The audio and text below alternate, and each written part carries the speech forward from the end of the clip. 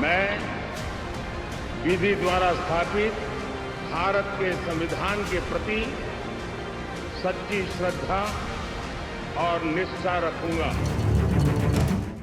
देश में लगातार तीसरी बार प्रधानमंत्री मोदी की अगुवाई में एनडीए सरकार का गठन हो गया।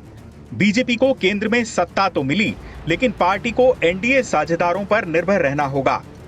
2017 के विधानसभा चुनाव में 312 सीटें उत्तर प्रदेश में जीतने वाली बीजेपी 2024 के लोकसभा चुनाव आते आते केवल 33 सीटों पर सिमट गई। इन 33 सीटों को विधानसभा वाइज कन्वर्ट किया जाए तो पार्टी के खाते में महज 162 सीटें आती हैं। ऐसे में बीजेपी में मंथन का दौर जारी है। तय किया है कि अपने कार्यकर्ताओं को नीचे तक प्रवास करके और हमारे संगठन के लोगों से अलग अलग प्रकार की बैठकें करके उन सब विषयों की सूचनाएं, जानकारी एकत्रित करना है जिनके कारण राजनीतिक परिणाम हमारे पक्ष में नहीं आए।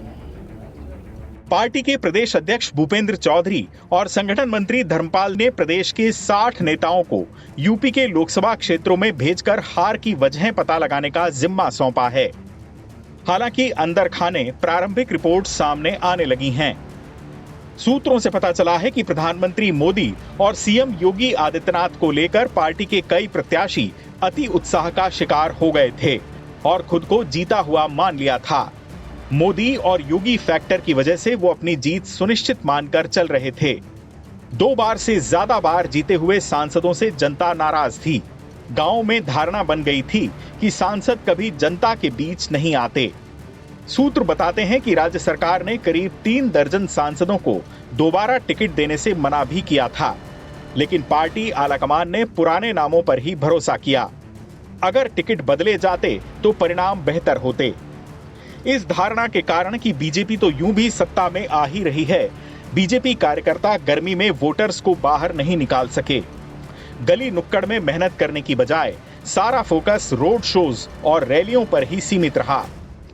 मायावती का वोट बैंक माना जाने वाला दलित समुदाय कुछ हद तक अखिलेश यादव के साथ चला गया। बीजेपी को अपनी योजनाओं के करोड़ों लाभार्थियों पर हद से ज्यादा भरोसा था, लेकिन कांग्रेस की 8,500 रुपए महीने की गारंटी ने उसकी हवा निकाल दी। अलग अलग स्तरों पर तैयार की जा रही ये रिपोर्ट्स पार्टी आलाकमान को सौंपी जाएंगी। और जिस प्रकार के परिणाम आए हैं, उन परिणामों को, उस जनादेश को हमने सहजता से स्वीकार किया है। हम जनता के निर्णय के आगे नतमस्तक हैं, लेकिन एक राजनीतिक दल के नाते, एक संगठन के, जो हमारी संगठन की व्यवस्था है, उसके अनुसार हम लोगों ने अपने सभी वरिष्ठ कार्यकर्ताओं को लोकसभा के अनुसार प्रवास लगाकर उन सब विषयों की समीक्षा करने का निर्णय लिया है। उन सारी सूचनाओं को, जानकारी के आधार पर हम लोग आगे बढ़ेंगे। 2014 का लोकसभा चुनाव उत्तर प्रदेश में बीजेपी का उदय काल था। पार्टी 80 लोकसभा सीटों में से 71 सीटें जीतने में कामयाब रही थी। 5 साल बाद 2019 के लोकसभा चुनाव में यूपी में बीजेपी की सीटें 71 से घटकर 62 पर आ गई, यानी पार्टी को 9 सीटों का नुकसान हुआ। इस बार बीजेपी की सीटें महज 33 रह गईं। बीजेपी को उत्तर प्रदेश में ऐसी 29 सीटों पर हार मिली है, जहां पिछली बार उसके उम्मीदवारों को जीत हासिल हुई थी। मौजूदा नतीजों ने बीजेपी के लिए खतरे की घंटी भी बजा दी है।